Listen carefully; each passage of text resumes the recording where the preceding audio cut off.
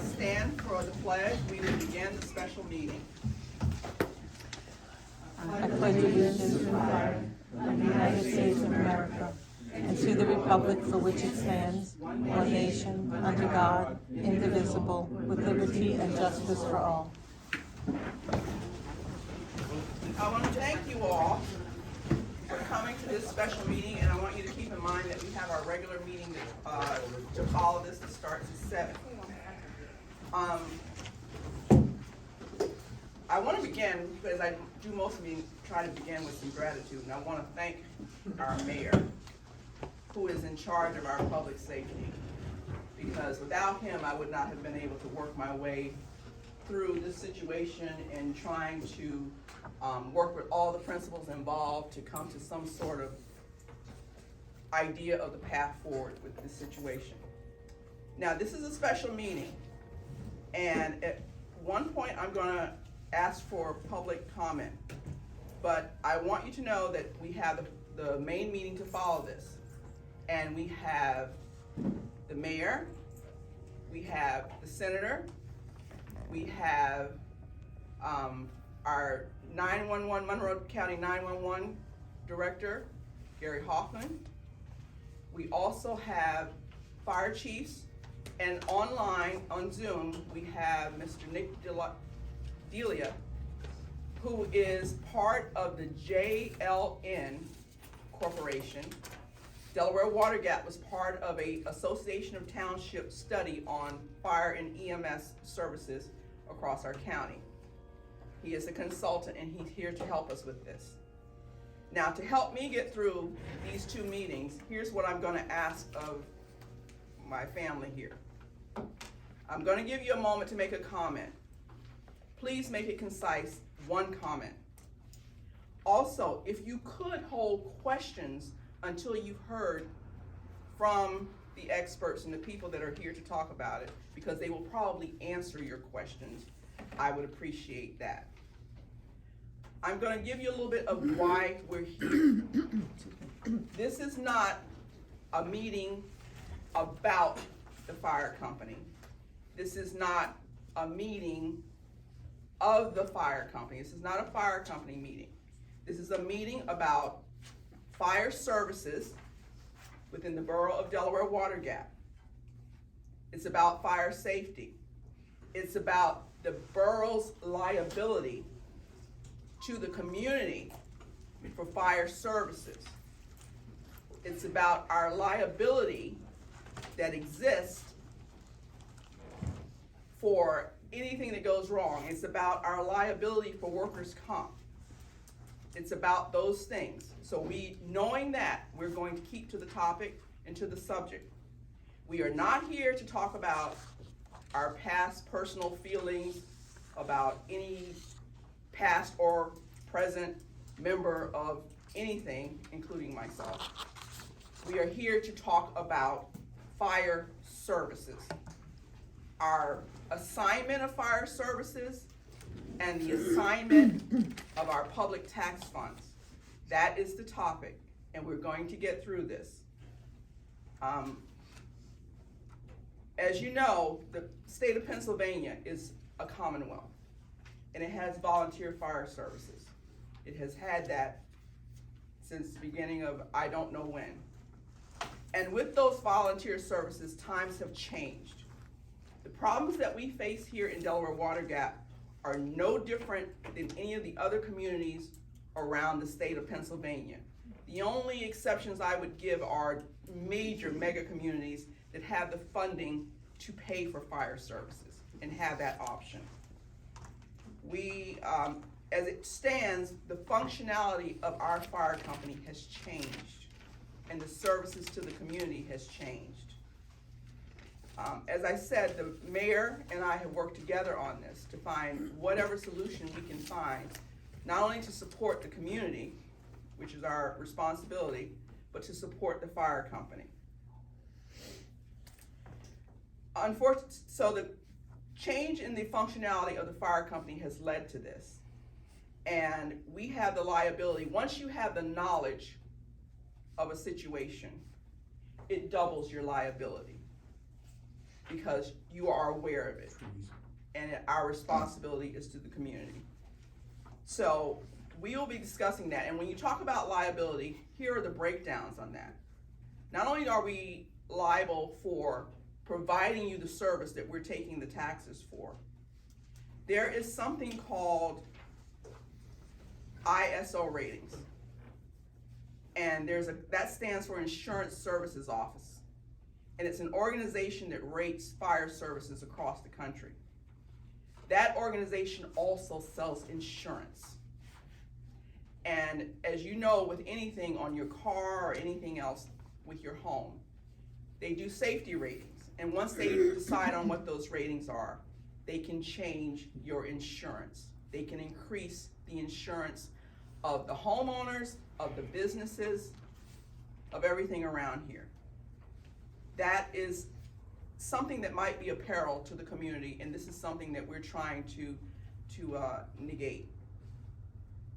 Also, we pay workers' comp for the firefighters. Without knowledge of who is in the fire company, the abilities, no control over any of that situation, if we find out that there is a deficiency, we are liable and doubly liable. Now, we have a responsibility to the community. The fire company is a volunteer fire company, but they also answer to the state. And as it turns out, you've heard me mention in prior meetings that there was an audit back in 2022. And they audit the fire companies every 2-3 years. And when that audit in 2022 came out, those of you who attend the meetings heard me on a regular basis ask about some of the problems and issues that were mentioned in that audit. And I continually asked if there was a inventory being done or conducted, and I was continually told we're working on it.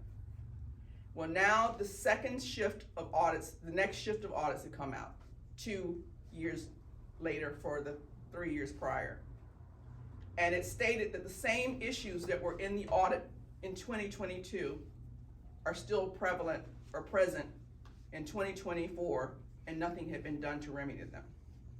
Why that concerns the council is because that audit is viewed by the fire commissioner of the state. That puts the fire company in peril of losing their funding from the state, and also hurts their ability to get grants to continue their operations.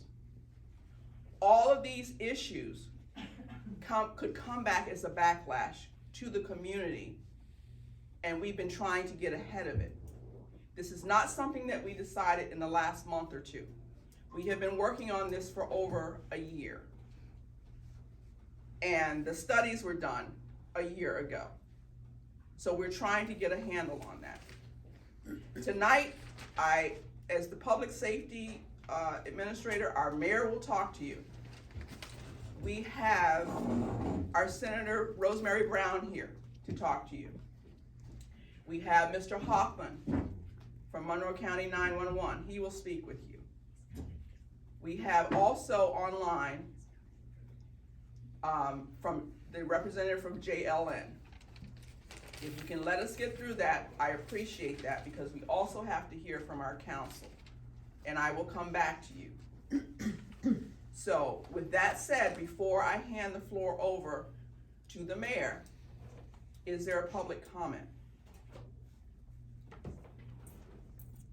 Yes, ma'am. You just said there are some deficiencies. Can you just tell us what those are? You know what I'm going to do? I'm going to direct you to look at the audit.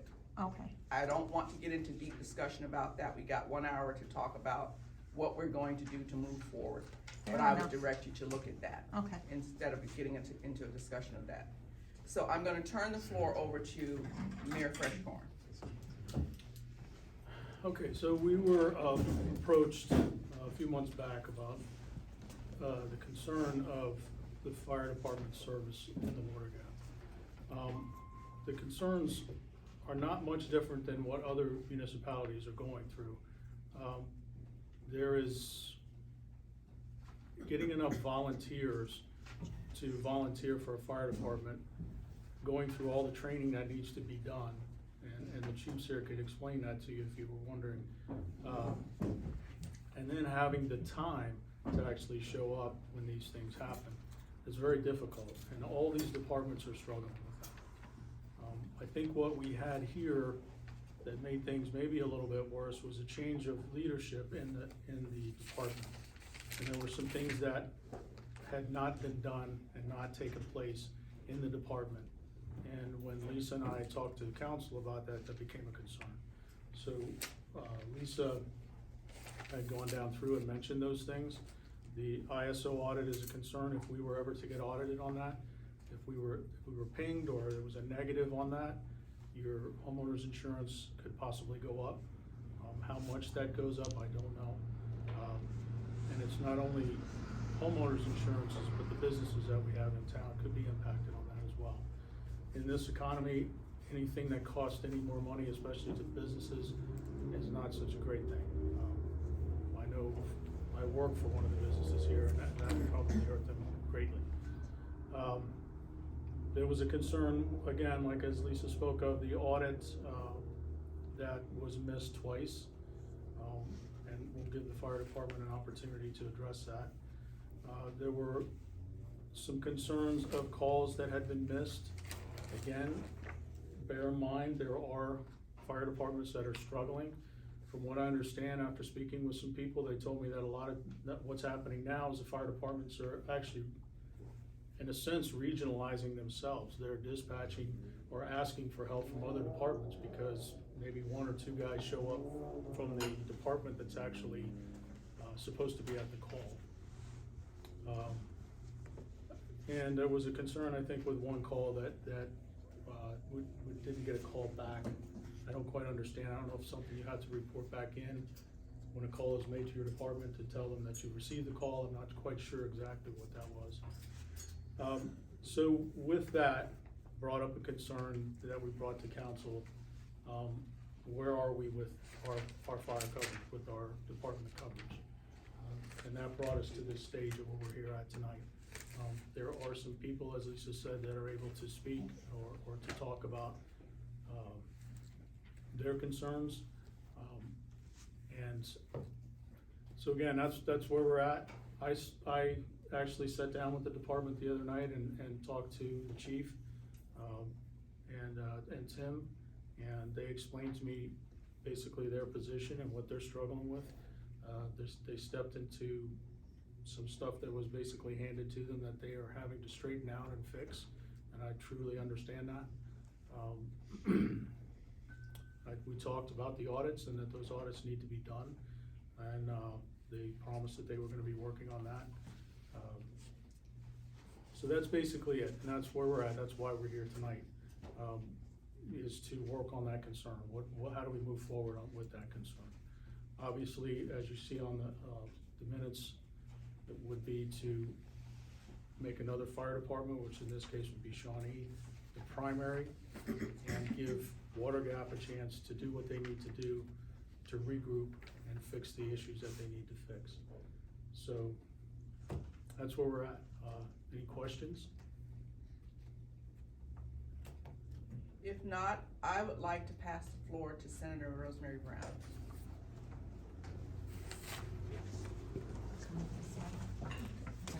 Hey, good evening, everyone. Good evening. Thank you, first of all, for everything you do, and the fire departments deserve a thank you always.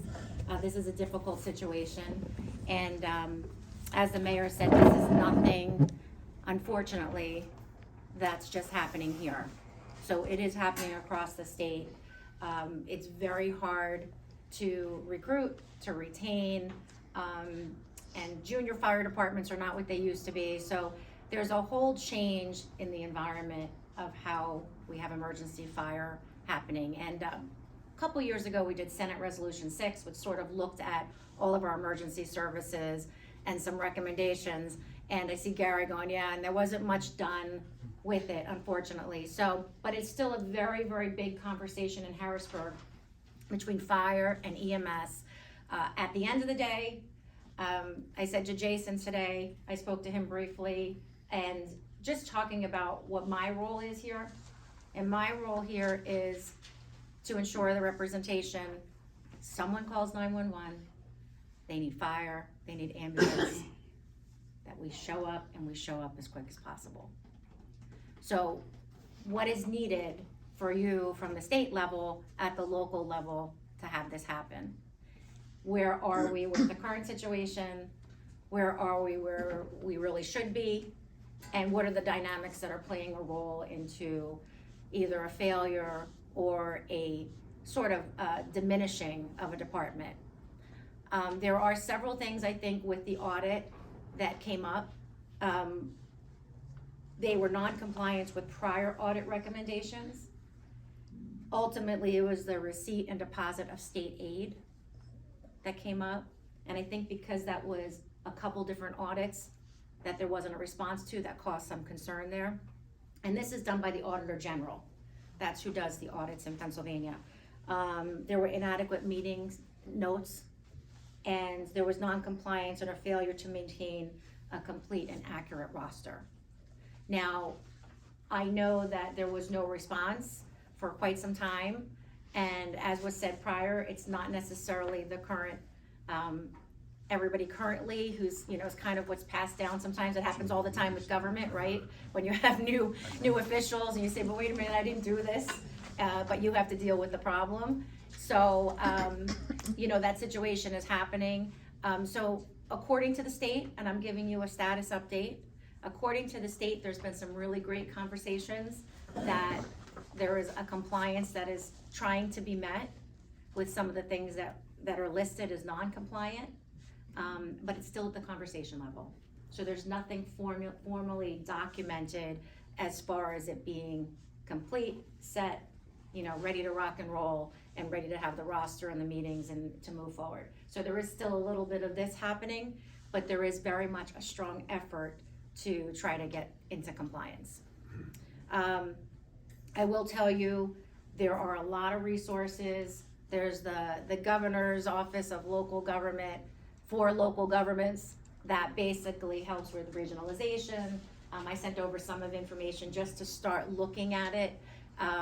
Whether or not you have a primary, you have a merging of departments, or you completely, you keep it the way that it is. There's a couple different ways that you could look at things. But I think what it comes down to, and I mentioned this as I was curious with Jason from Shawnee, the firefighters who do this day in and day out know what it's like on the ground. And they know if something's gonna work, they know if something's not gonna work, and I value Jason as the chief who has a lot of experience in this arena and what he has to say as far as the service for the full community. Response time is concerning to me.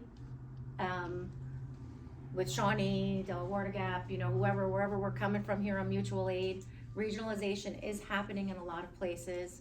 The cost of trucks, the cost of equipment, the cost of air packs, everything is adding up to the demise of the departments being able to survive, especially as was said earlier on a smaller borough like Delaware Gap. So the resources definitely have to be shared in many ways, whether or not the merging or anything like that would happen. But I am here to listen to the experts, listen to our firefighters, our volunteer firefighters who do a great job, find out what the current status is, listen to the Borough Council, try to see where I can come in to help out. There are grants sitting in Delaware Gap from the state that I supported to help support the fire department, and I wanna make sure that those are utilized and that they're utilized in the best way possible for the borough.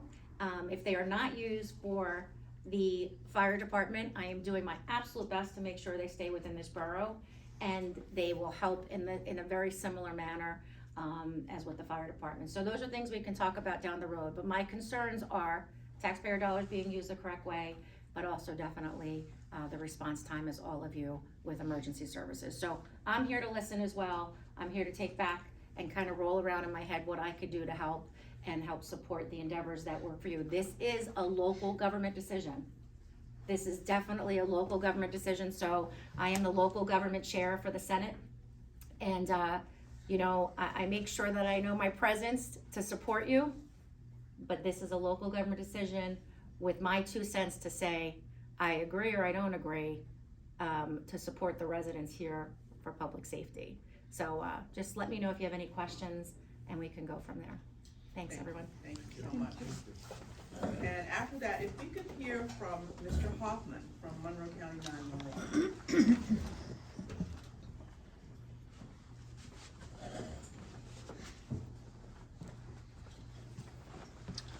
Thank you, councils, fire department, and the public at large. Senator Brown talked about regionalization. I know of, there was a seminar that the Department of Community Affairs put on about 10 years in Honesdale. And there were 2 people from Monroe County. I was one. And they talked about regionalization. They talked about a case in Lancaster County, New Holland, Pennsylvania. There were 5 volunteer fire departments. Not a one of them could keep going on their own. So the Department of Community Affairs came in. There was funding available from the government to merge these folks. They changed the helmets, they changed the lettering on the trucks, all these things, and the deal was the municipalities of the 5 departments would create a board. They would govern this fire department, seeking out funding for the essential things. They had part-time school teachers do the finances, and all but one fire department bought into this. That fire department that didn't buy in is gone. They closed the doors. They couldn't keep it on their own. Will that happen in Monroe County? My experience is I'm doing this a long time. I'm doing this 46 years. I've seen a lot of things come and a lot of things go in the county from a public safety standpoint. Off the top of my head, there are 2 fire departments that are no longer with us since I started in 1978. There's a lot of pride. Sometimes pride can hurt if you don't sit down and evaluate what's real, what's necessity, and it's very difficult. I know from a past assistant fire chief and a township supervisor, it is very difficult to try to convince people to come out for no pay, go to this mandated training, put your lives on the line every time that pager goes off for no money. It just is different. Couples are married, both the parents have jobs, they can't come out during the day. Back in 70s and 80s, we'd have a house fire during the day, 2 o'clock in the afternoon, maybe 2 departments, maybe. Now that 2 is turned into 3 and 4 and 5 departments. Because all this mutual aid, it's a regional response. They're not officially regionalized, but we have a regional response where we send 3 departments. I mean, any of the fire folks in this room will tell you. And what's happening is it's straining those municipal fire departments, those volunteer fire departments that are strong. They're coming out for stuff that's not in their municipality, but out of the goodness of their heart, they're responding to assist others. And it just gotten to the point where it's breaking the back of the fire service. It just is. This happened to EMS a long time ago. Regulation and the demand forced EMS to go eventually paid. The networks moved in, those folks are paid now, and that's not a bad thing, as they turned into careers. Is the paid fire service in Monroe County? I don't think for a while, but you know, time will tell. I'll probably be going out of this job anyway. But it's very difficult, and I mean, I'm not here to axe the fire department. I'm not here to do anything. I mean, I've been working with council, providing you with data, and the concern on response for this year alone. There were 58 calls dispatched to Delaware Fire Department.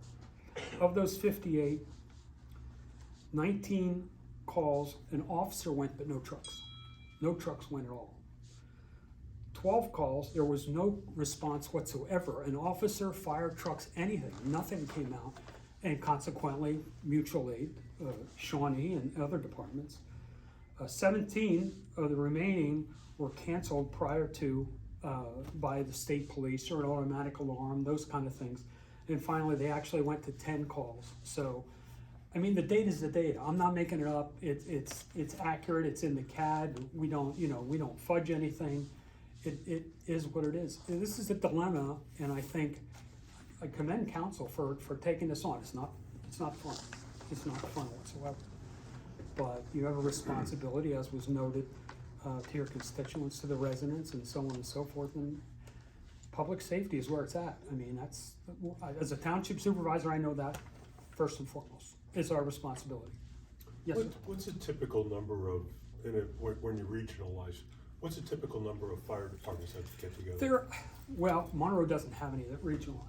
But in the case of the Lancaster case, I mean, Senator Brown may have some more data, but in the case of the Lancaster model, there were 4 departments that regionalized. They couldn't sustain themselves standing alone. I mean, I just seen a newspaper article where a fire company in the West End, they're getting ready to order a $2 million truck. Who's paying for that? I mean, try to pay off a truck selling hoagies and running bingo and all that other stuff. That's insane. That's just crazy. So when you regionalize, do you start from one station to cover that area, or do you still maintain? Depending on the setup, depends on the geographic area you're trying to cover. You can have multiple stations. Maybe they merge. In the case of New Holland, Lancaster, they all turned their names in and came out with Garden Spot Volunteer Fire Company. That's what they are.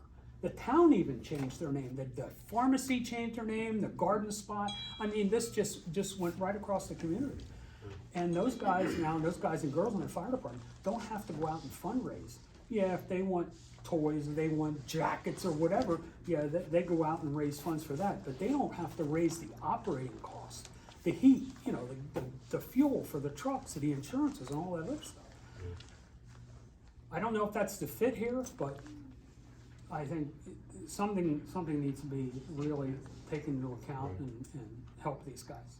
That regionalized department is paid, right, Gary? Garden Spot is not, they're still volunteer. They're still volunteer.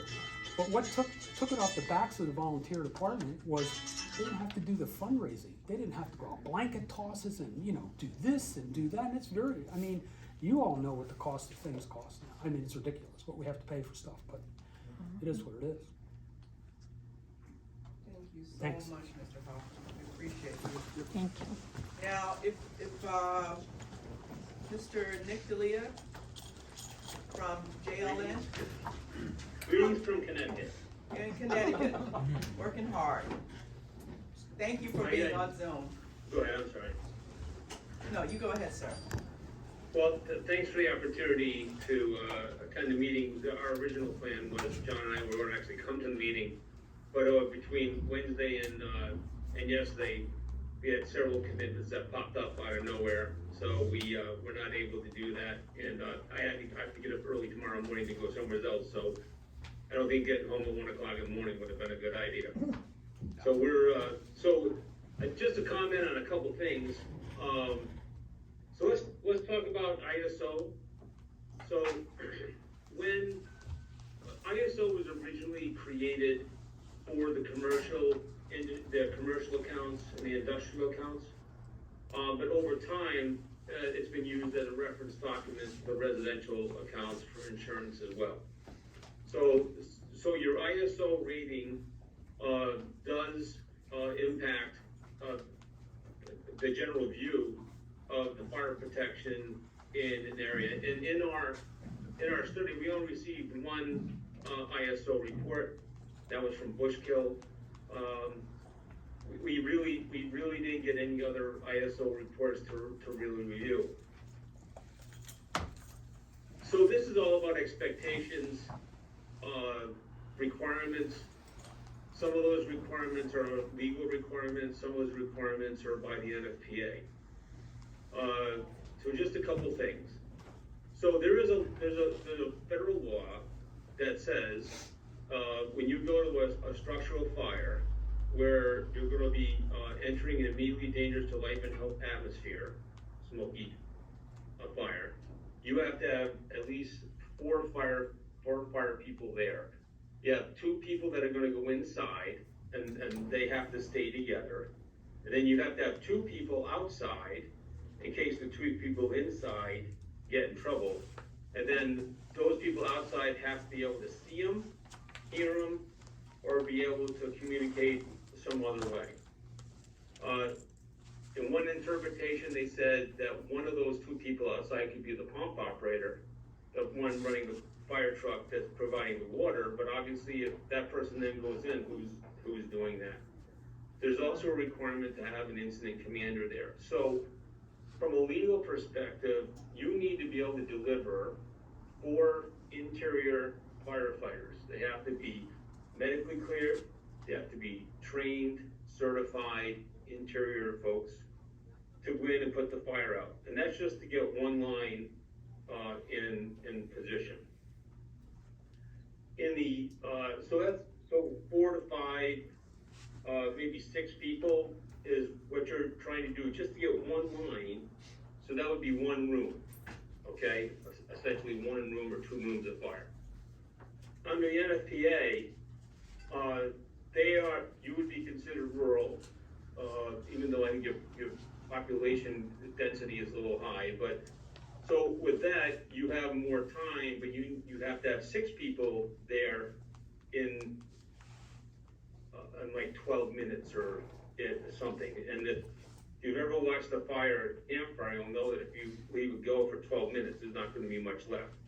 Particularly with the density of the main strip or Main Street downtown and the Gap. 12 minutes is a very long time. There would be quite a bit of disruption.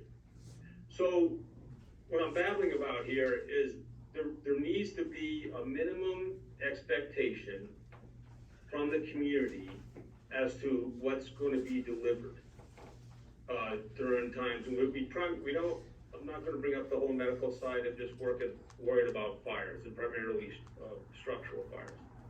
So I think the chiefs got together, I know the chiefs got together in an effort to plan this out. They came up with a mutual aid plan, which is very, very good.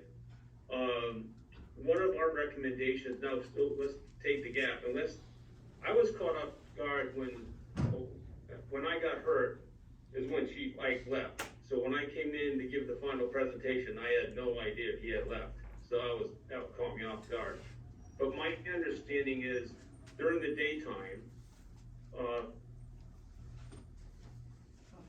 when there's a fire in the Gap, Shawnee is going automatically. Is that correct, Chief? Jason? That's correct. Yes. Right? So, and it's just you on the first call, right? That's correct. Okay. So you're getting Shawnee. What happens as a department starts having problems is their neighbors step up. It's just how we are. That's what firemen do. I think that's what any neighbor would do. So this is not uncommon to when companies are struggling to have their mutual aid partners basically taking care of their business. And that's a problem because it doesn't take too long for a taxpayer from Shawnee or that district, that community to say, why is my fire company going over there and we're not getting anything back? And it's costing us money. So that there's a tension. I'm not saying that that's happened with Shawnee. That's a great group of people there. I'm just saying that that's going to be a tension at some point because they're going to say, why, how come they're not performing? When we did the study, we asked for a lot of information. We didn't get a lot of information from the Gap company themselves. We had to go out, we went to the dispatch center, we did some, I call open search, where we went to like the state fire marshal's office reporting to try to figure out. And when we had those conversations with Chief Ike, I was under the impression that while they were down and having a tough time, better days were coming. And in retrospect now, or what I'm hearing now, is that that's not the case. I really, when I did the presentation, I said that they were fair, in fair shape, but they needed a lot of work on the fire trucks, they needed a lot of work on the building, they needed a lot of work getting more help in there. And if that didn't happen, then some kind of consolidation or some kind combining should be looked at. There are pros and cons to combining. So what I'm hearing tonight is one option that the senator talked about is doing a group together, put the group together. The other thing my understanding is, at least for the time being, just give it to Shawnee. Let Shawnee take care of it. Give the Gap, Delaware Gap, enough time to try to rebuild. But as I forget names, it's still not 100%. As the director of the dispatch said, getting young people to stay home and not go far away as soon as they graduate high school, or to even be involved in the fire company is very, very difficult right now. And if you don't have an influx of a lot of people from the community that want to commit to the time and the training and the risk, then it does become very, very hard to rebuild the bodies, to get enough people and then bring them up to speed.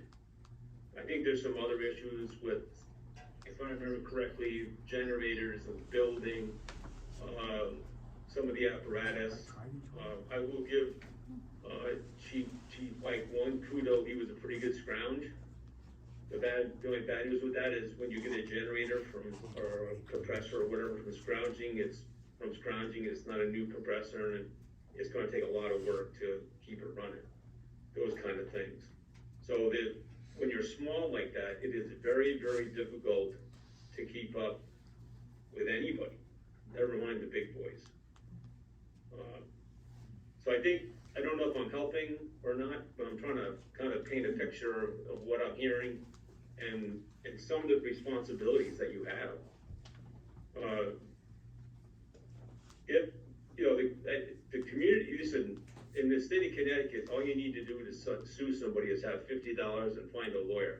I don't know if it's like that down in Pennsylvania, but you have the potential particularly with the density. My understanding is starting sometime around April till all the way to October, the traffic goes up, the population goes up, the risk goes up. So that's real.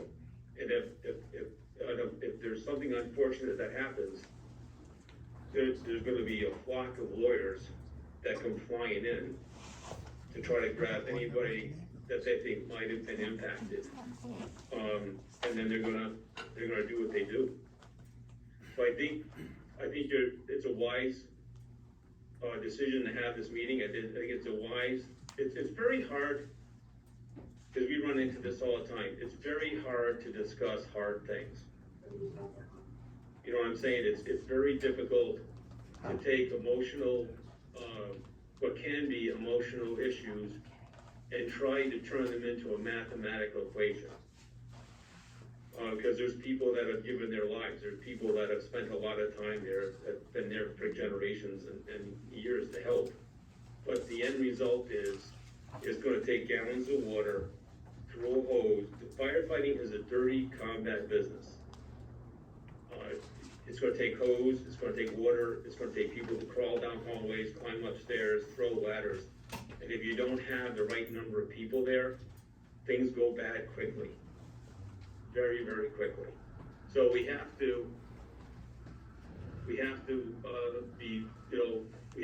try to meld the two worlds together. On one side, you have the emotion and the pride of serving the community for a while. And on the other hand, you have the reality. It is hard to get volunteers. It is hard to keep volunteers. It's hard to keep career people. We've done studies where we can't keep young firefighters in the job. They're in the job. They spend a year, 2 years. They say, "Nah, this isn't what I want. I'm gonna go do this," and they just leave. That's today's society.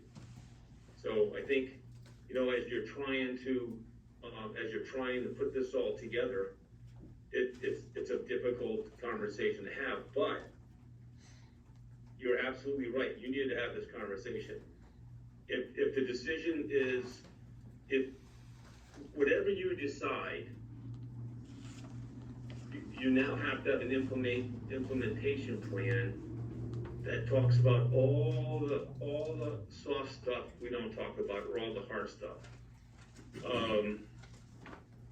So let's say that Shawnee came in, so how does that work? Is there gonna be a contract?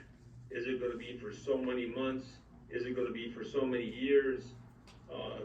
Is there a dropout clause or a discontinuance clause? The finances that have already been given to Delaware Gap, who actually owns that? Is that the community that has that funding, or is it the fire company that has that funding? Is there requirements that that funding has to meet for you to be able to keep that money? I mean, I think that's what the senator was talking about. If you've got money that's been granted to you, but nobody's touched it, and nobody's met any of the benchmarks, you may not have that money. That money may be somewhere else, or getting ready to be earmarked to someone else, and the senator may have to go back in there and fight again for it. That's part of the implementation plan, and looking back at all those little details. Somebody gets hurt, we gotta take care of them. So I heard the words workers' compensation before, right? That's a deal, that's a thing, right? So who's covering that? So there needs to be a plan.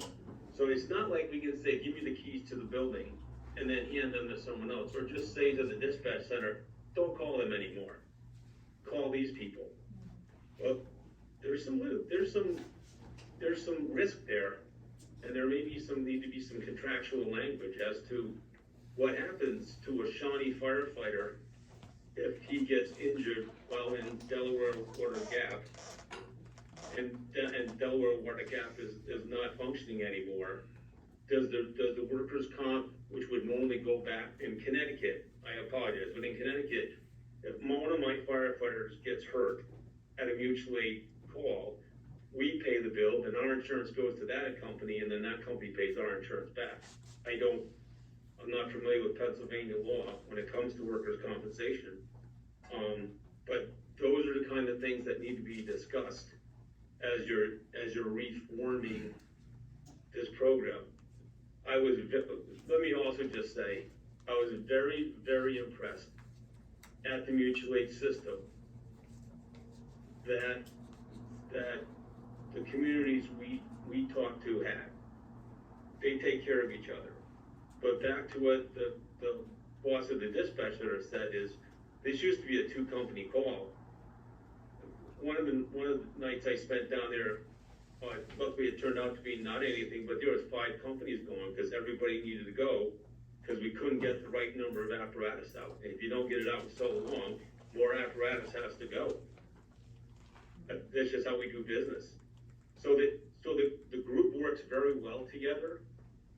Kind of like we said, there's already kind of a regional flavor to it, but there's also very independence. There's a lot of independence in that group that may or may not want to just stop what they're doing because they're doing well and go do something else, like a regional approach or a consolidation. You've got some companies that are doing very, very well. We saw in the fire side, we saw very, very few folks that were really having problems. Most of the stuff we saw was paperwork. Most of the stuff we saw was reviewing SOPs, those kind of things. When it came to doing battle, they had their act together. But handling things by themselves, those days are gone. As he said, they're just gone. Nobody can put 15 people on a scene. Maybe in the middle of the night, but when we look, back up and I'll stop babbling. When we look at Tuesday at 10 o'clock in the morning. We don't look on training night. We're not worried about training nights. We're not even really worried about evenings. We're worried about 10 o'clock on a Tuesday, or 2 o'clock on a Tuesday afternoon. Cause that's when we're tight. That's when we're all busy, we're all at our jobs, and we're all stretched out. And that unfortunately is when bad things happen. I don't think you have the financial means to go to a career force. I don't think you need to do a career force across the whole group, because you have some companies that are doing well, some very well.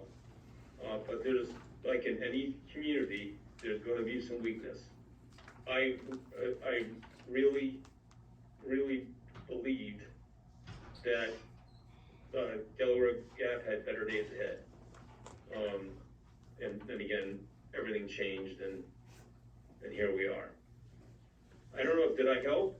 Thank you, Mrs. D'Elia. You helped tremendously. I appreciate all the people with the areas of expertise that are helping us this evening.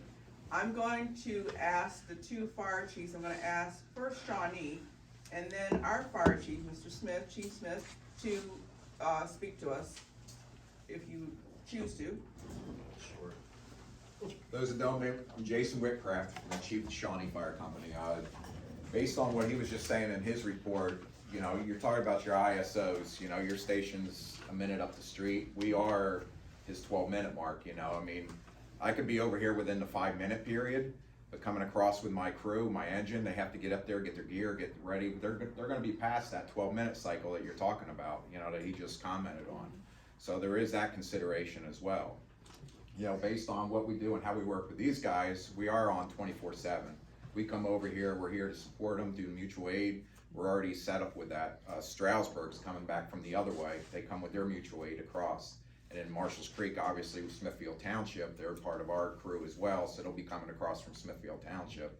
We do have all the local technologies now. We have the I'm Responding application that we can actually see anybody coming across and how many members that we have at a given moment responding to a situation.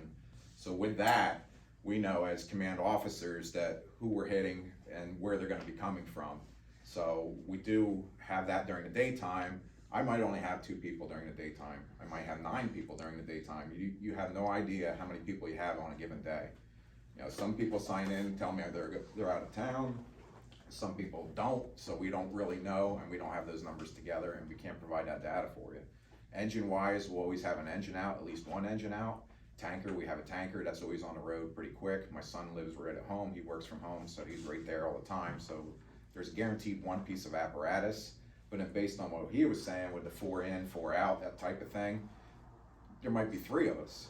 You know, and the next end's coming in, they're 10 minutes out. So their 3 is gonna be our 6, you know, and then these guys have 2, 3, they're gonna be our 3, we're gonna be the 6. So I mean, by the time we get the mutual aid together, we have his plan that he discussed together, which works, but doesn't work for the community that's screaming because their house is on fire, you know? So it's just one of those things where it's unfortunate that we can't have those numbers, and we can't always guarantee you're gonna have that response time. So that's what we're looking at. Like I said, we don't wanna see that happen to these guys. You know, they work hard at doing what they're doing, and you know, they've been in the fire company a long time, these faces that I know, you know, and they've been together doing their thing, so I hate to see them lose that, but I mean, we have to do what we have to do, but, you know, we do work together, and we're over here, and we'll support them as best we can. But like I said, when we talked to you before, we really don't wanna see being separated or anything like that. We'd like to see us try to blend and work together the best we can, so. It's a difficult meeting for all of us. Understood. For us, Understood. It's a lot for us to get to this. Understood. And as far as any kind of like sending Shawnee, like just all of a sudden saying Shawnee's gonna be the primary, well, resolution wise, that's how our board of directors works. I can't make that decision myself. You can't make that decision yourself without going through your board, but we have the process that needs to be obtained of a resolution. Like Gary was saying, they were saying we have to have a resolution that's gonna say, you know, this is what's gonna happen, this is why it's gonna happen, and that's something that needs to be discussed with our board, so. If I could, I can't emphasize enough.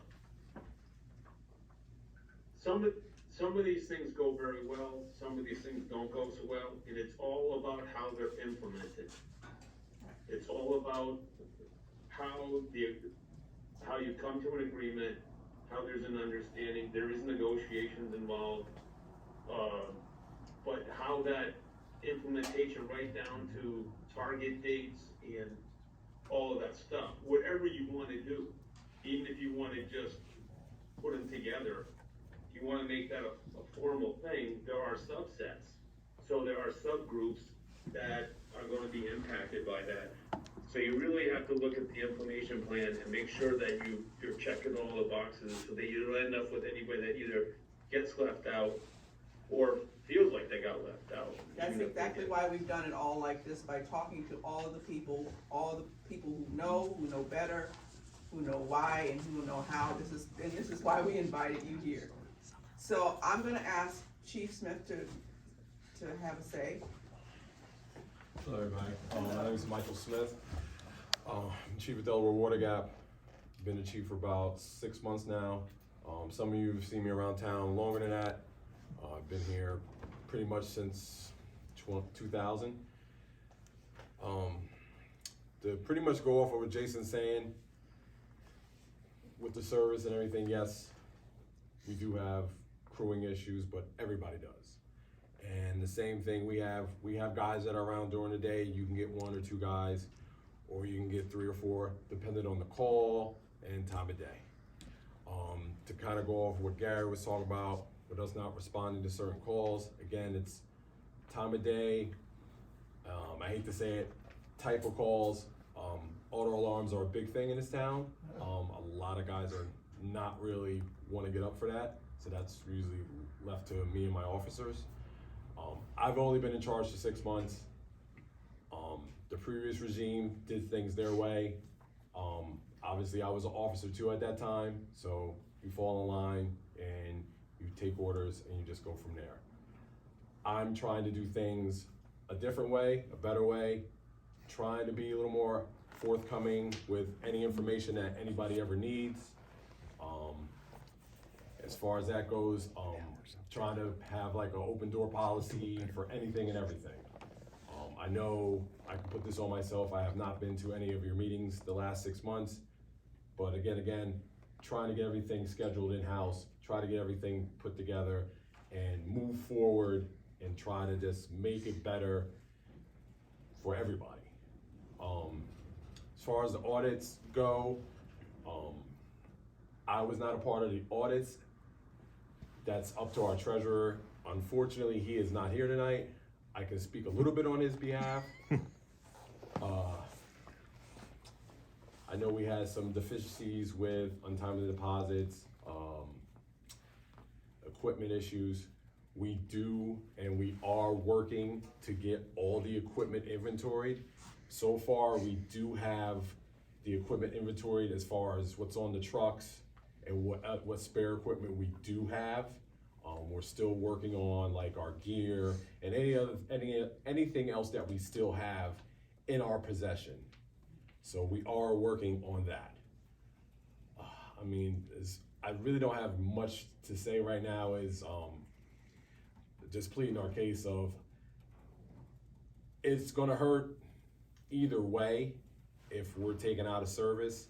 I know you guys, and I spoke to Larry about this on Friday, I know you guys thinking taking us out and maybe like letting us rebuild and try to get our footing back again. The only thing with that is talking about having people come out and volunteer and give up their time.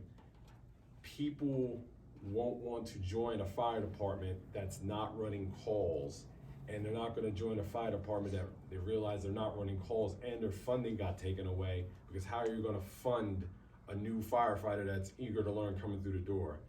We can say, yeah, we can accept you in, but we really don't have the funding to give you any gear. We don't have any funding to send you places. Even though all the funding for classes we don't pay for. But just gear in general, equipment needs maintenance. I mean, we can only do so much. We try to save money as much as we can by doing stuff in-house. Sometimes you do have to go outside and pay the big dollars to get certain things fixed. It's just the way, the nature of the beast, how things work. But that was my only thing I had was, it's gonna be hard to recruit anybody in a fire department that's not gonna be responding to calls and not gonna have funding to do anything. So, I So mean, here's what we've tried to work with the mayor, and you chime in on me if I say it wrong or I don't get it right.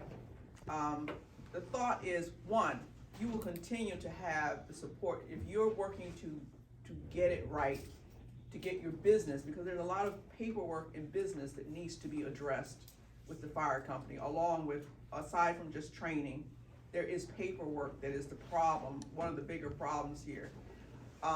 With that continued assistance, prayerfully you can get there. Our goal tonight, one, we have no intention of trying to shut down your fire company. I don't even think we have the authority to do that. We're not going through any measures to touch your equipment.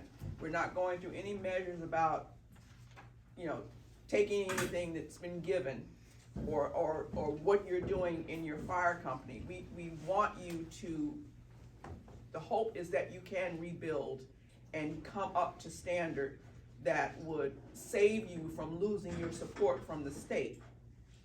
The goal that we have this evening is to cover the borough, to cover our liability legally, to cover our liability to the community, to provide them the service that they need, to cover any other negative things that could befall the citizens of the borough, given the situation that we're in right now.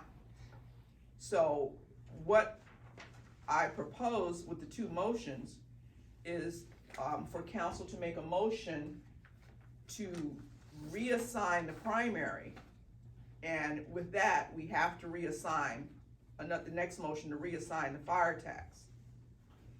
Now, that is done working with the mayor with the thought that would, although it debilitates you in some ways, it frees you to go and take care of your business, to take care of your paperwork, to take care of your inventory, to take care of all the things that are needed to actually continue as a fire company. We can't do that for you, but we also have to take care of our responsibilities to the community. So this is, and it was kind of a thing where we kind of pushed between the rock and the hard place.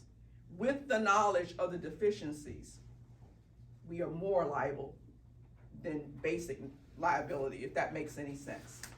If something happens and if something goes wrong, and we know that we could not cover that situation, or there was a problem, or we hadn't done anything to try and cover the situation, we are worse than liable.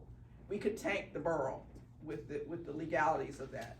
So our actions here are not to negatively impact you. It's what we have to do. We have to do something.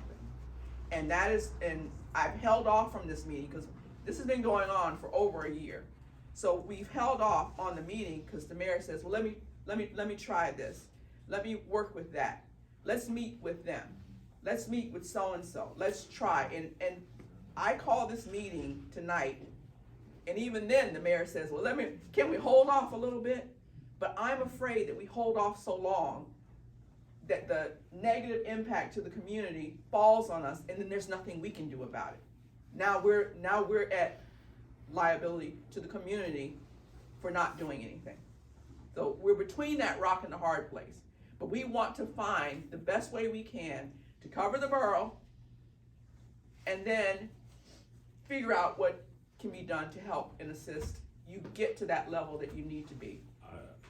I'm gonna say the best thing is to keep it the way it is with mutual aid and have them as our mutual aid. I know you want us to, I know you think taking stuff away off our plate to get our stuff in order will work. In theory, yes, it will, but you're taking funding. We need funding for stuff to work. Like, we have regular bills just like everybody else has bills. We have gas in the trucks. We have, building maintenance that obviously needs to be done. And just normal everyday utility bills we still have to pay. If that funding's not coming in, a coin toss is not gonna cut it. And like I say, as far as I understand taking care of the citizens of the Gap, I 100%. Which is why it was most critical that those two audits should have been addressed. The first audit should have been addressed, because that affects your funding with the state. That was very critical, and it went, the audit was from 2018 to 2020, and it was done in 21, it wasn't addressed. Then 2 years passed, and they do another audit, and they're saying it still has not been addressed. That is what will affect this borough also. And we could leave it like it is, but as soon as a negative rating on this fire company hits the insurance community or anything else, or any mishap, we're liable. We're liable for that. And if changing even the same service that we're getting now, we change the primary in an ordinance or in a resolution, according to whatever the solicitor tells us appropriate measure to take, says that our primary is Shawnee, that could, and I'm praying that it does, prevent us from having this tsunami of mishaps for the borough. I'm trying to protect the borough, and that's the job that I have to do here, that the rest of us have to do here. And we are trying to do it with heart and emotion to help the fire company. But we cannot sit on an action and allow the entire community to be affected by it. And that is why this is such a hard meeting, and why it was so hard for us to come to this juncture as it is right now. We were hoping for a miracle, which is why the mayor kept saying, just let me meet with this person, let me try this, maybe if we do this. And we've talked to all these experts about it. And this is where we are. So now I want to, and I appreciate you so much, Chief, but let me hear from council. Let's hear. Can I ask a question? Yes. I don't mean to derail going to the council. Has there been a conversation yet with Shawnee, the leadership, not necessarily the emergency side, but the administrative side, about how much money, workers' comp, any of those things? These are the things that we hope to work out with our solicitor advising us on the appropriate, after we work through this motions as to what we're going to do. And if the decision is to assign Shawnee as the principal, that is the first decision that we make. And then we consult with the solicitor as to the next, whether it is a resolution, an ordinance, what's the appropriate way to do it, contact the other municipality if that's necessary, and go on with that. Right now, tonight, we're just at talking to the council to determine what the next first move is. So is the objective of this evening to either pass or not pass that resolution? We don't have a resolution yet. We're trying to pass the motion now. And the motion hasn't been put on the floor yet. So is the motion to investigate? The motion is to agree a reassignment of our principal and agree whether or not our tax money would follow that reassignment, and then we take the next legal steps. First, we have to agree before we can do anything.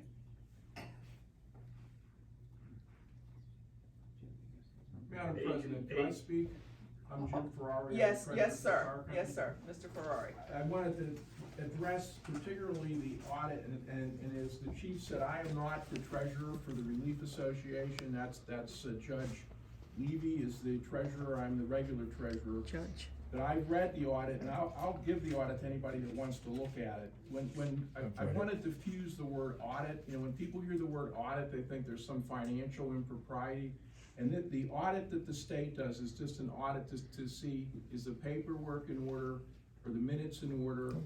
There was no allegation, and there's nothing in any of these documents that says that the fire company misappropriated funds or didn't properly handle the I did not funds. say. Nobody I said didn't- that. no I'm one not here- saying you no did, one's but I accused just them of wanted, that. because the word audit is in there, I wanna make sure that that's clear.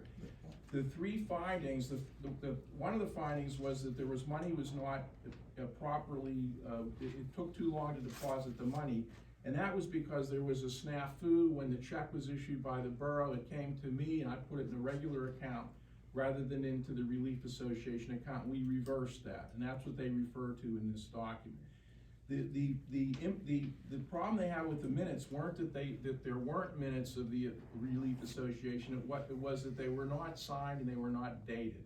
I mean, so there were minutes, but it was logistically they weren't signed and they weren't dated, which admittedly is a error, but it was not an error as bad as if there were no minutes at all, such as there was no meetings. We did have meetings, as I was sat in them, where the Relief Association meets after the fire company meets, and there were minutes taken. Apparently the person who was treasurer that then did not sign or date the minutes.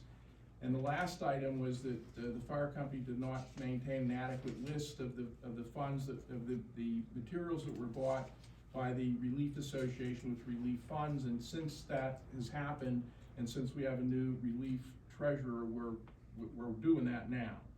So, but the key thing is I didn't want anybody here to think that the audit was finding that the fire company wasn't properly accounting for the funds. And the last thing I want to say is that the funds that the Borough of Delaware Water Gap sends to the fire company go directly to me. The secretary sends them to me and I deposit them into the SSA bank account, and I give the treasurer's reports, as you know, on a monthly basis, and you can look in there and see exactly, we have a capital reserve fund where all those funds that you give us go into. We just don't willy-nilly spend them. They're kept in that account, and they're only taken out of that account when we need them for capital expenditures. I appreciate that. I made no question of your handling of funds, but I appreciate that clarification.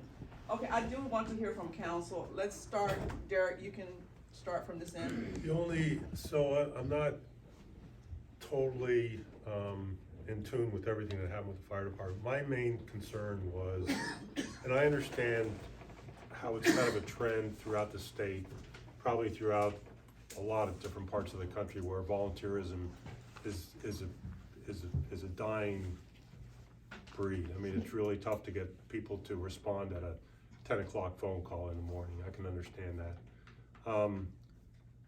I do see the benefit of regionalization, taking the strength of different communities close by and then combining them and then, utilizing that. I see that a lot as a much stronger way of addressing emergency phone calls and rather than a bunch of small communities trying to handle it on themselves. So my concern would be to go in that direction. The only concern I had with the fire department was there were 2 audits back to back that seemed to have not been addressed properly. I guess they were a couple of years apart, but that's where I'm coming from. Thank you, Jeff. Yeah, it seems to me if we had these audits, the logical thing to do would be make a list of all the problem areas and a checkbox, like a punch list. And go down the punch list until you've rectified all the problems. Did we ever assess what it would take to give them everything they want in terms of documentation or other requirements? Well, as the chief said, he wasn't in charge during the time Well, when did the that person transpired. before you do that? I mean, When they do the audits, they say, here, you didn't do these things properly in the past, we want you to do them properly in the future, so the next time we come back, we don't have to say again, well, you didn't do this and you didn't do that. right. So it's not a matter of correcting the stuff that's gone before, it's a matter of properly doing the stuff that prospectively. And that's what the fire company's doing. So in your opinion, have we addressed all the problem areas that the audit brought up? The fire company is well aware of the areas that the audit were critical of, and we are fixing those things. And we have, to some extent, fixed them already. But it's an ongoing process. For instance, with the relief money, like if you buy hose with the relief money, you have to write down, I spent $1,000 on hose, and that's what they wanna see when they do the audit, and that's what. It doesn't we're sound like doing you've that gotten now. any credit for your whatever work that you've done to remediate these. I mean, I'm the newest guy here, so I don't know much, I've only been here 3-4 months, but it sounds like, to me, like they came back and they said, you didn't do anything. Well, no, they said that there was inadequacies that needed to be fixed, and what I'm telling you is that they are being fixed. And there were minor things, they were not major things, as I said when I first spoke. Well, I don't understand being fixed instead of fixed. You know, if they say this is broken and then you fix it, I understand that, but if you say it's being fixed, I don't understand what Well, that means. when they come back to look at what we've done since the last audit, they will find that we're in compliance, because we're doing the things that they want us to do Oh. in anticipation of the next Well, audit. that's the first I'm hearing of that. All right, so one other thing. It seems like there's this all or nothing at all in terms of the, you know, the fire tax going here or going there.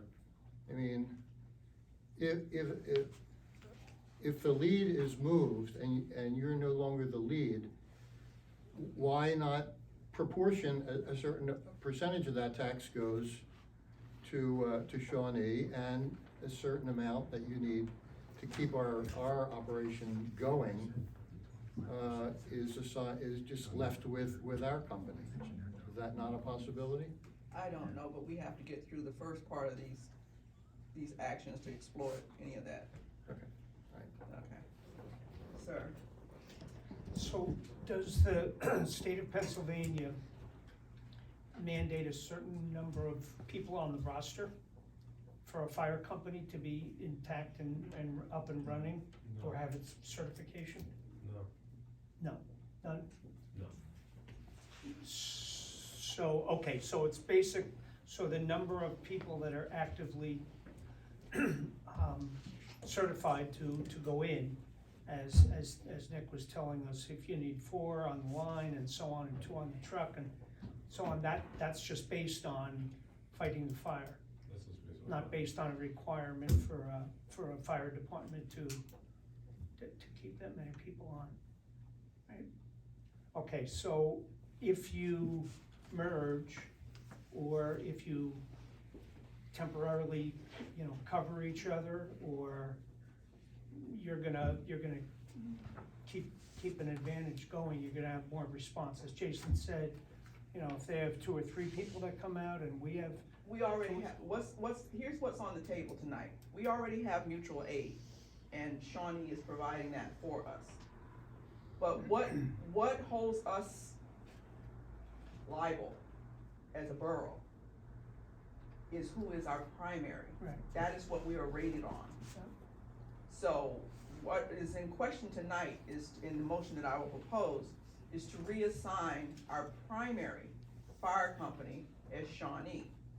Now, that does not stop Delaware Water Gap from being a fire company. right.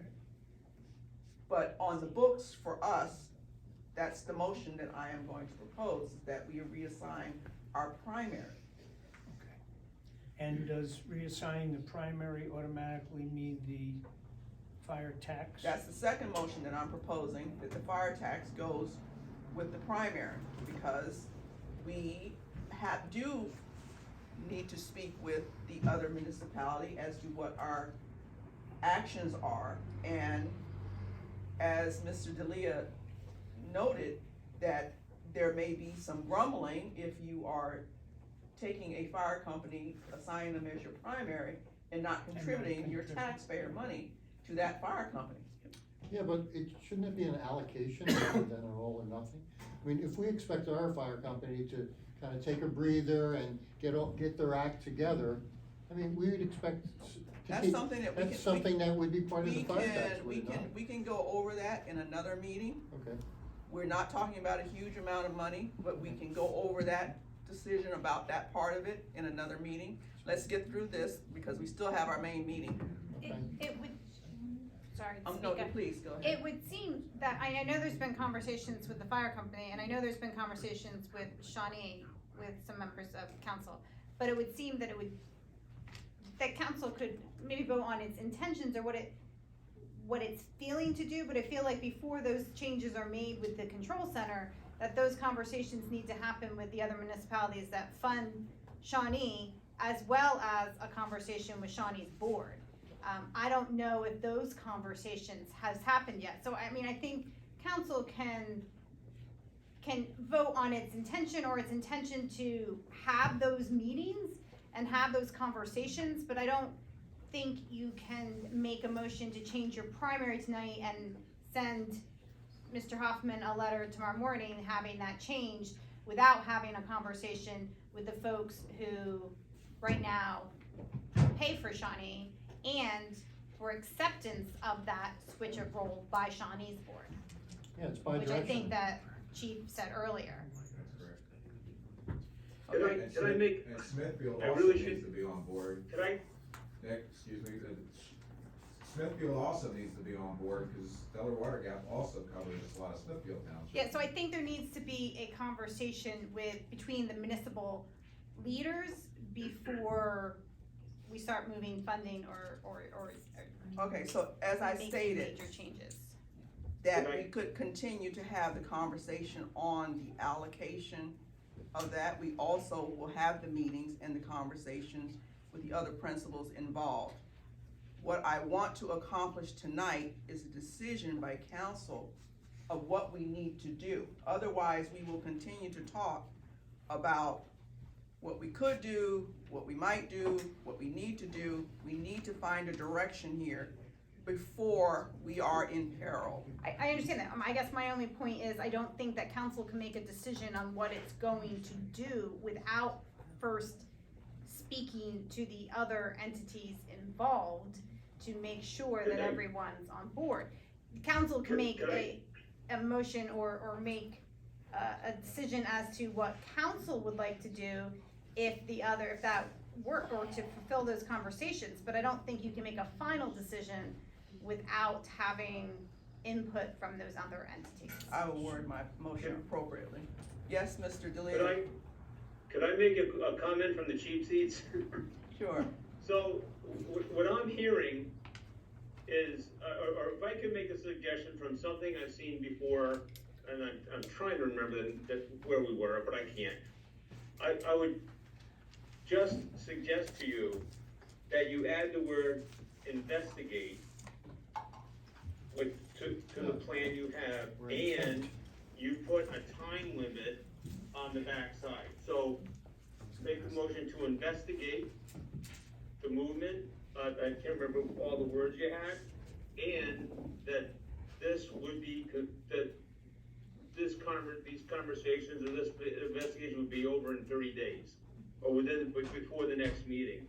That gives everybody time to communicate to whoever they have to. It keeps it heading in the right direction, right? Or it keeps it going in a direction, and a lot of these questions that the rest of the counselors have can be answered, so that the next meeting will be shorter, because you would have shared that stuff in a work session, and so everybody would know what those numbers are. It could very well be that, as everybody is saying, there might be a proportion, again, it's not a great deal of money, but it could be a proportioning of that money based on the fact that there are two other entities that help out Delaware Water Gap.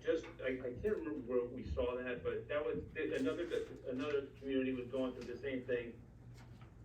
So it just gave everybody a chance to breathe and think, but kept us moving in the right direction, because your concern is valid. Your concern is valid that we need to come up with a plan.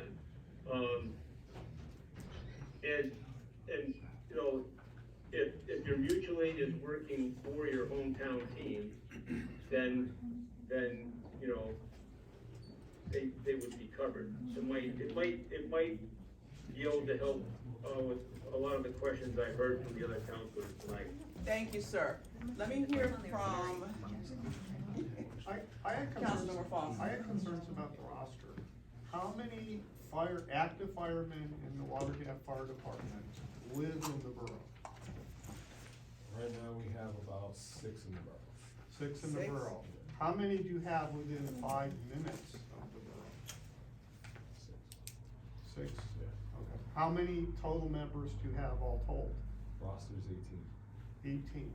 How many of those guys, the guys and girls, are actually certified to enter a burning building with an air pack and all that stuff? About 15 of them. 15 of them are certified. How do those certifications work? Do they need to be recertified periodically? No, the way it works is, say you want to join the fire department, you want to be a firefighter. You go through the essentials course that teaches you everything basic firefighting knowledge. Once you get through all that, you are, and at the end you have a burn, certified to go interior, to do everything else. Now, there's additional courses throughout time that if you wanna take, like, there's RIT class, there's all types of other classes that you can take, but the essentials is the meat and potatoes of everything. So it gives you a little bit of everything, and at the same time, you get certified. So if you've got 15 guys that can enter a burning building based on their certification, how often are they medically qualified by a doctor to assure that they are gonna be safe doing it? Because I understand that some of the folks in your department are getting old and maybe not as healthy as some of the youngsters in your department. We don't have a requirement for physical or anything like that, and I don't think any volunteer organization does. It's like anything else, once you, I guess this is where pride comes into play, but you should know yourself and know your body when to kind of pull yourself from the race. Not a lot of people do, a lot of people don't, but we don't have a requirement for that. So, But if we do see somebody on a call or on scene or something where we've noticed, if we do speak to the individual and we kind of give them, not an ultimatum, like, we think you should get yourself checked out, report back to us, let me know, and we can sideline anybody if we feel like they are not up to par for the standards. Mr. so DeLeo, did you? if I could address that, that's a violation of OSHA. So you, and we made this recommendation and had this conversation with a couple of different companies. If you're gonna wear an air pack, if you're gonna wear a respiratory device, you have to have a respiratory physical, and you have to have a fit test to make sure that you can physically breathe through that. So that's a law. So so that needs to be, that's one of those things that needs to be addressed. And we did talk to a couple of the different companies when we did the study about that. As a matter of fact, now that it's all coming, now that my brain is waking up, that's actually one of the recommendations of the study, is that if you're an interior firefighter and you're gonna wear an air pack, you have to have a medical physical. That's a federal law. Thank you. Anything else, Dr. Foster, or Councilmember Foster? I have one question if I'm allowed to speak. Hold on, let my council members, go through my council members first. All right, thank you. Yes. I think that's it for now. Okay, Councilmember McWilliams. My major concern was the lack of total response within the last year or so. I know you're a hard-working group of individuals, but I'm getting the impression that we're almost non-functional.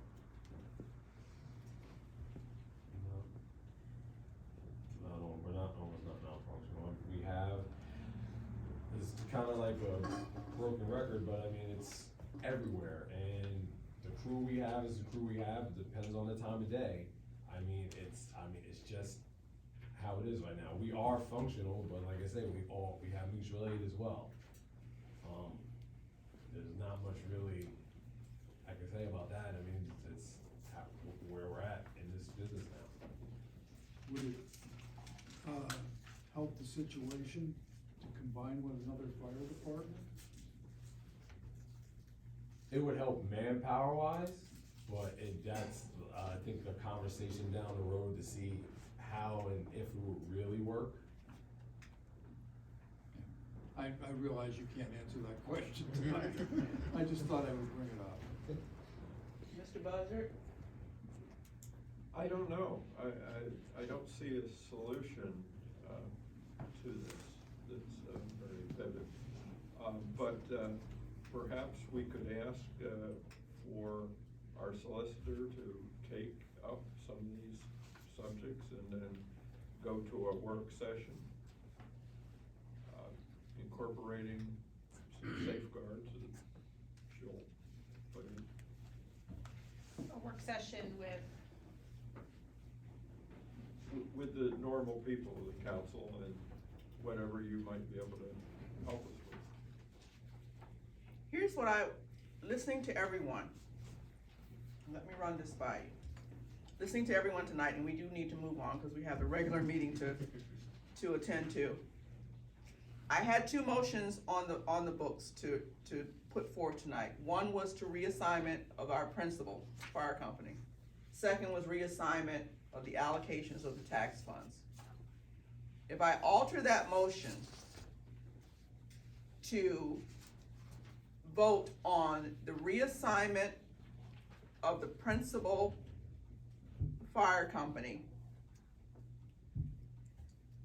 with the stipulation of concurrence with the neighboring municipalities after talking to them, that's what I would like to put on the table. Because without you agreeing to address it and go forward, it's no point in me going to these people with this idea of reassigning our principal. Couldn't the motion be for the intent to reassign? No, No?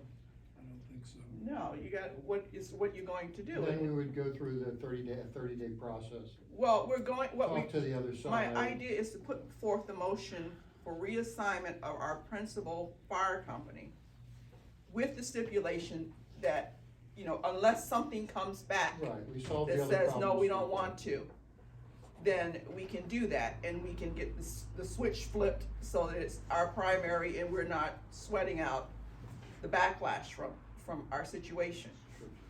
The reassignment of the fire allocation, the tax funds, I will hold off on that motion. I'm willing to hold off on that motion because the conversation that we have with the neighboring municipalities and also consult with the solicitor regarding workers' comp and how all that fleshes out, we can bring to another meeting.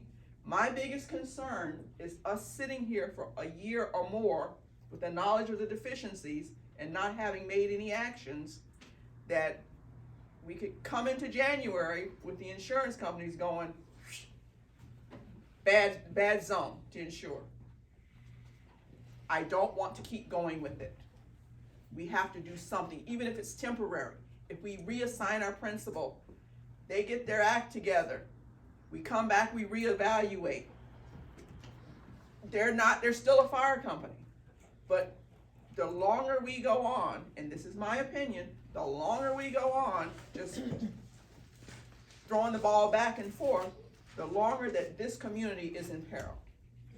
For more than one reason, for fire safety and for liability and finance.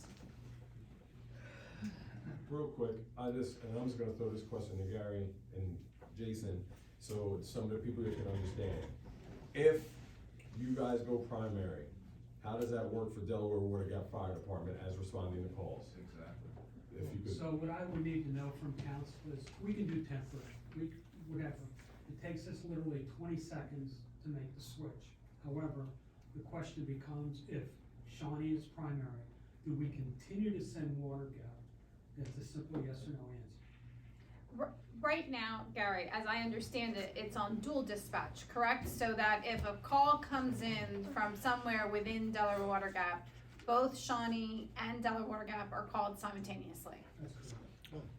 So there isn't a lag right now. It's not as if Delaware Water Gap gets called first, and when no one responds, then Shawnee gets called. Correct. Correct? That's right. So right now, Automatic. automatic, both gets called, and you show up. It could be both of you show up. You watch your systems and know if someone here is responding or not responding or whatever else, correct? Council, so to that point, when you assign a primary, then the question comes up, who's in charge? The primary is in charge to make the decision on fireground operations. If you wish us to continue to send one back, we can switch the computer. We also have to figure out how workers' comp works out.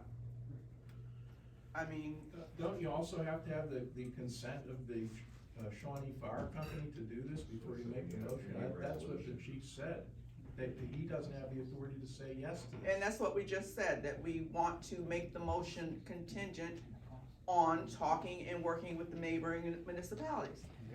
Can I go back to the question I was asking? So right now you're on dual, Correct. and who, you said that when someone's primary, it determines then who runs the show on the ground once they run it. So if Shawnee's primary, regardless if Delaware Water Gap and shows up as well, They work in conjunction with each other. right, but Shawnee runs the show if they're primary. Right now as dual, who runs the show? Whoever gets there first, but technically it's our territory. But usually if Jason's there first, Is that an issue currently? It is not, no. Okay, there hasn't been like territorial issues that someone shows up and then, Not at all. but the point I was trying to make is if they go primary, we're not on dual then. Correct. It would be up to you guys. I would rather have you there. So then why switch? Fire, there's a fire here. That's the point. You're switching primaries, but you're gonna have the same result. Doesn't make any sense. No, we From won't an have the same insurance result point, if it you're not there and you're not showing up to calls, it's not the same result. You're gonna But have less the one manpower. thing I want to have some assurances on too, and this is me personally, that, and Dr. Foster brought up a point. Even if we continue to pay, if we're liable to pay your workers' comp, we need to have some true answers on the roster. Who these people are, where they live, what their physical condition is. I gave a roster and We've asked for a roster like 3 or 4 times, and you did give a roster. So First roster had no phone numbers, just names. My roster I sent personally to Allison has The last every- roster we got has phone numbers and, no phone numbers, it has names and addresses. And I did not see 6 people that live in Delaware Water Gap. But what we need to do is we're gonna continue to be responsible. We're responsible for a lot of things. We're responsible for the fire services to the community. We're responsible for their tax dollars. We're responsible for the liability of knowing that you're deficient. We are responsible for all of these things. We are responsible to be sued. The fact that we're having this meeting and all these points are brought up increases our responsibility. I am trying, my first order of work here tonight as the Borough Council President is to cover the borough for fire service and to cover our liability. I love all the fire companies. But right now, and I said I was not gonna have a fire company meeting. This meeting is to assure the safety and the coverage of this community, the responsibility of the allocation of our fire tax, and the coverage of this community from financial and legal liability. With all due sentiment and heart, this is my goal. This is my goal. Now, when we start, and it's been said by more than one person in here, we have responsibility and we have emotion. We are now moving more towards the area of emotion. I want to be clear in this meeting tonight that our responsibility to the Borough of Delaware Water Gap is covered first, now, and then out of the love in our hearts for the fire company, we work to make sure the fire company can do the best that they can to get to the level that they need to be. But truthfully, I have to tell you, my alliance right now is to make sure that this community has the proper fire service, that their money, I'm not willy-nilly all over the place with it, and that we are not gonna be sued for the knowledge that we all have now about what's going on here. And that we're all not going to fall into debt when the insurances go triple fold. This is what I'm trying to prevent.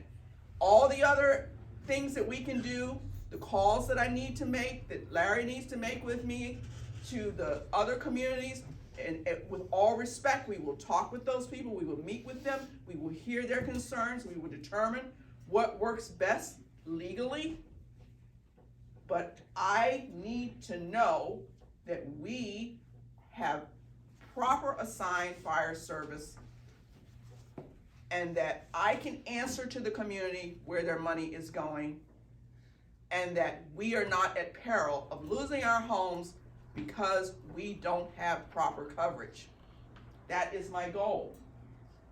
Now, I will make the motion in the proper way. I just wanna say is, I hear what you're saying. I do not think that right now the borough has a liability issue for the fact that you do have dual coverage. It is not as if you were leaving your residents without fire service. Right now, you have both fire companies being called simultaneously, I can't say that word properly, but to get here. It's not as if you have Delaware Water Gap as your primary, and if they don't show up, then Shawnee gets called. That council has taken action to make sure that there's coverage when a call comes in, and that whoever can get to that call at the earliest possibility gets to it. I understand there needs to be a larger conversation about what happens long-term and whether funding should go or those types of things, but I will just say that I do think that while the conversation is important and it must continue, that I do think you do have time to have that conversation, to allow Shawnee to have a conversation with their board, as well as to have a maybe work session or some sort of meeting with Smithfield Township and the other municipalities to understand how everyone feels about it before you make a motion to switch your primary coverage. You don't even have primary coverage right now, you have a dual coverage. Financially, Delaware Water Gap seems as though it's your primary because that's who you cover on workers' comp and who you give your fire tax to. But for the idea of actual fire protection, it is a dual coverage because both get called every time a call goes out. Oh, I wish you had said that a month ago. So do I we, wasn't asked a month ago. well, we've been talking about what we were trying to do here, but yes. so do we need to make a motion to communicate with Shawnee and Smithfield to determine if they would accept us reassigning our primary? And Well, what it means for them. if it's worth it in terms of the workman's comp. Okay, so we gotta get to the next meeting. How about I make a motion? We can tailor it as appropriately, and then we will continue to do the work that we need to do legally and, meeting with the other communities. I would like to place a motion that the Borough of Delaware Water Gap moves to reassign their primary fire company to Shawnee after the meetings with Shawnee Fire Board, Shawnee Municipality Representative, and Smithfield Township Representative. Lisa, can I say something? I think to say that after we have the meeting, can we just change reassign to investigate? Because we have to. But then I gotta have a meeting to come back and have a meeting to ask you to reassign after we investigate? Because it sounds like from Jason, he hasn't even talked to the other communities that you are aligned with, right? That Smithfield, I don't think knows anything that's going on right now. Right, to me, they gotta be in the loop, I would. Jason, am I? Jacob's listening in. Jacob Pride, are you there? I'm here. Have you been listening, Jacob? For about the last 20 or so minutes. I don't know that the conversation's been different for the last hour before that. No, it hasn't. Not necessary. Any thoughts, Jacob? I mean, I'm not prepared to speak for the board, but we'll certainly get perspectives from the stakeholders here and go from there.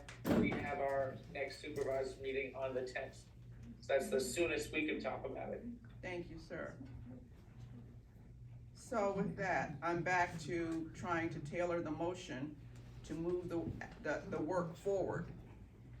I saw nothing wrong with the last motion. Okay, so the motion I have is that the Borough of Delaware Water Gap will reassign their primary fire service to the Shawnee Fire Department contingent upon meetings with Smithfield, Shawnee Board. I'll second that. I have a second from Mr. McWilliams. Can I suggest a change to the language, that it's contingent upon like approval or Agreement. Mutual agreement. I mean, cause just contingent upon meeting with them, I don't think it's sufficient. Contingent upon mutual agreement. Yeah. I have a second from Councilmember McWilliams. I'll second the second reading. All in favor? Aye. Let me see, I wanna make sure I'm counting right. All in favor? I'm not. Aye. Aye. Any opposed? Councilmember Foster is opposed. Motion passes. We will immediately confer with our neighboring communities and the boards to determine the agreement on this. We will also continue to review the legal measures that we need to go forward with that, and we will continue to work with Delaware Water Gap Fire Company to move any help that's needed and what they need to do to get to the point that they need to be. I will not make the second motion on the fire tax because I'm going to wait and see what our agreements are with our neighboring municipalities, and then we'll move forward from there. At this point, I will adjourn this meeting, if a motion to adjourn, and go into the regular meeting. Who's making the motion? Wayne, I'll second it. all in favor? Aye. Any opposed? Do you wanna take a 5-minute break? Yes, break please.